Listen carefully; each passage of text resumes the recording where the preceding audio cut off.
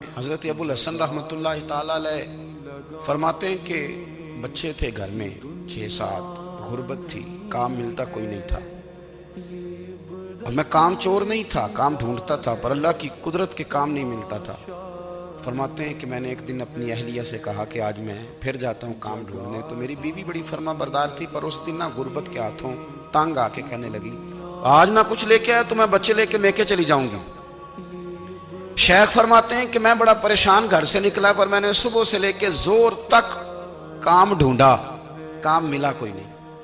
تو میرے دل میں خیال آیا چلو کام نہیں ملتا تو اللہ اللہ تو کرے نا، چلو بندوں کی مزدوری نہیں ملتی تو رب کریم کی عبادت ہی کرتے ہیں۔ فرماتے ہیں کہ میں نے نا فرات کے پانی سے وضو کیا، نہر کے، شدید دھوپ تھی، ساتھ ریت تھی اور ریت تپ رہی تھی، میں نے اپنا رومال وہیں مصلی کے طور پر بچھا لیا، اور فرماتے ہیں کہ زور سے لے کر عصر تک نماز پڑھی، دھوپ بھی پورے زور پہ، پر میرے سجدے کا ذوق بھی پورے زور پہ۔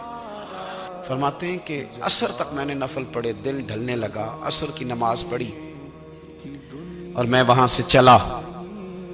اب میں جب نکلنے لگا تو دل میں خیال آیا کہ چھوٹی چھوٹی دیواریں ہیں گھر کی، بغیر کچھ لیے جاؤں گا تو بیوی دور سے دیکھے گی تو شور کرے گی کہ پھر خالی ہاتھ آ گیا ہے۔ کہتے ہیں میں نے اپنے اسی رومال میں جس پہ میں نے نماز پڑھی تھی نا، رومال میں، کہتے ہیں اسی میں نا میں نے کچھ ریت بھر لی کہ وہ دور سے دیکھے گی تو سمجھے گی کچھ لے کے آیا ہے، چلو جا کے اسے بتا دوں گا کہ آج پھر مزدوری نہیں ملی۔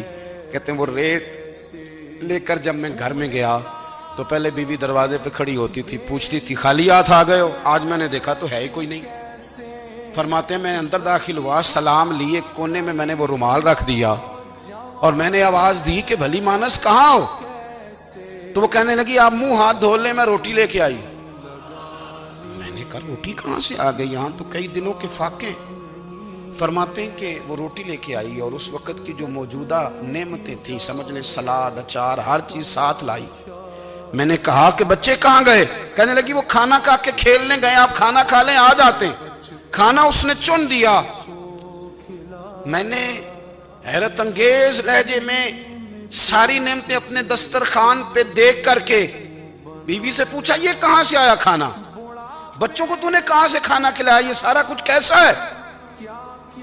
کہنے لگی پتہ نہیں آج آپ کس کریم کی مزدوری کرنے چلے گئے تھے، پتہ نہیں کس کریم کی، میرے گھر میں تو اتنی نعمتیں آئی ہیں کہ مجھ سے سنبھالی نہیں جا رہی، اتنا اناج ہے، اتنا گندم ہے، کس کریم کے دروازے آج چلے گئے تھے؟